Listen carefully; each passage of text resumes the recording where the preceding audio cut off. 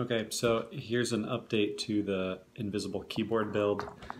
Last night I poured the resin into the bottom of the case, and after pouring the UV resin and going to the nail salon to get that cured with their UV lights, and I thought all was going to be good after I had sort of fixed two switches that were a little bit gummy, but turns out things are not great. I have exactly one switch that is stuck. I don't know if I can flip the camera around or not. Of course I can't. Okay, so I'm just gonna flip around this way. So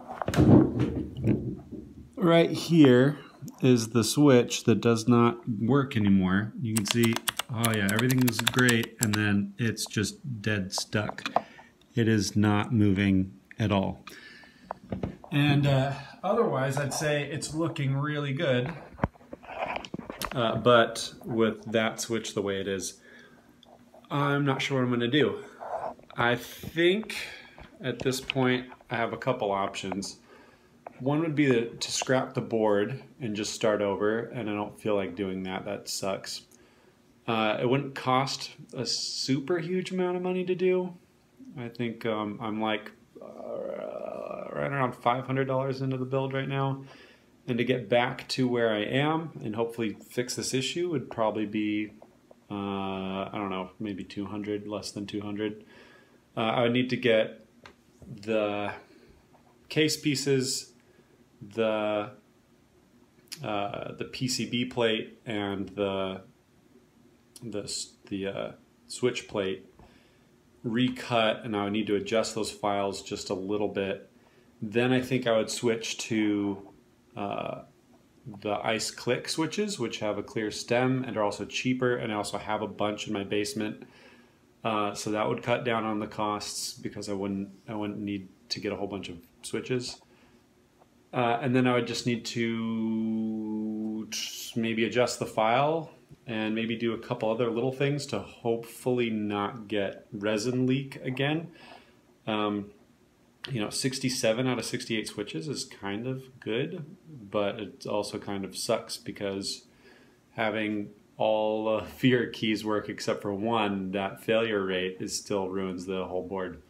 So moving forward, I think what I'm going to do is I'm going to finish this build regardless, and it was always an experiment, and it was always in a lot of ways going to be kind of an art piece. I had pretty much no intentions of actually using this board on a regular basis. It was just going to be for display, but it still sucks. Still sucks that it's like a 98.5% functional piece of art, not a 100% functional piece of art, because of that darn K key.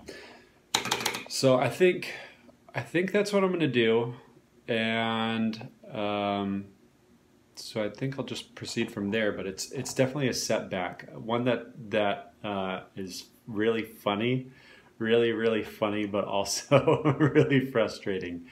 But I think for the time being, just for the sake of my budget and not wanting to spend more money, not having to redo all the hardline wiring, all of everything that I've done for this, I'd have to do again, which is fine because I think doing it the second time would be a lot faster and would be much less of a learning curve. But it still sucks. It still really sucks. And it'd also be good because I could do a tutorial. I know a bunch of people after seeing these hard lines and the way I soldered them, a bunch of people were saying, "Hey, I really want to do hardline. Can you please show me how?" And yeah, why not? Why not do a tutorial? Why not show people how to do hardline? I think that'd be a good thing for people to learn. I think people would really enjoy watching that. In the sense that it looks way more difficult than it really is. As soon as you find a rhythm, it becomes fairly easy to do, and is not as complicated as it really appears. There's sort of little tricks you can do to make it easier and to give yourself a little bit of wiggle room, that your bends don't have to be perfect, Your lengths don't have to be perfect. If you just follow a little pattern, you can see where I cheat. And I think if I made a video of me doing hardline, people could see that. So I have to decide how. I don't really feel like doing another build, and maybe I'll try to do something like a Patreon or some sort of crowdfunding group, something to do that, just because this has been a really expensive build, and one that's really been, most of my setbacks have just been money, that it's like, well, I've spent $50 to $100 this month. I'm not going to spend any more money this month, and I have to wait a month for the next thing to come, which has also been fine because it's given me a lot of time to sort of think about the process. But it's been mildly disappointing to come this far, several months of work and way more months of planning to have one switch. The other thing I could do would be to try to essentially perform surgery on the switch.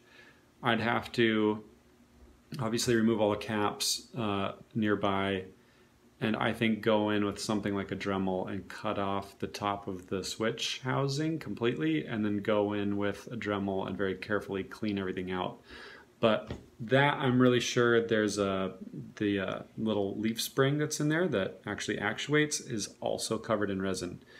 So I kind of feel like that's stupid and pointless to even attempt, because I think what would happen is I'd have to cut that leaf spring off and solder on a new leaf spring, and do that in a precise enough way that the switch works.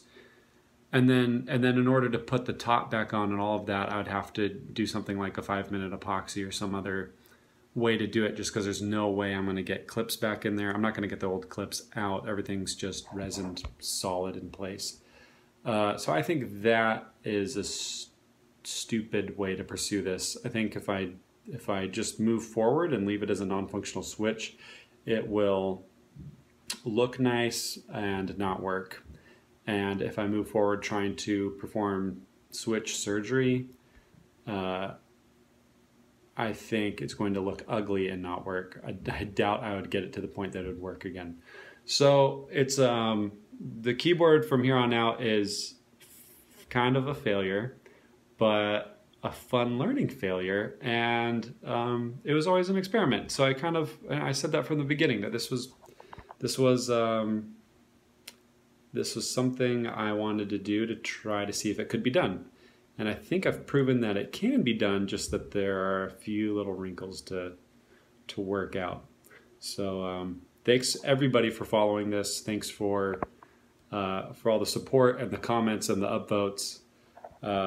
And stay tuned for the end, the mostly working but not quite totally working end of the keyboard build.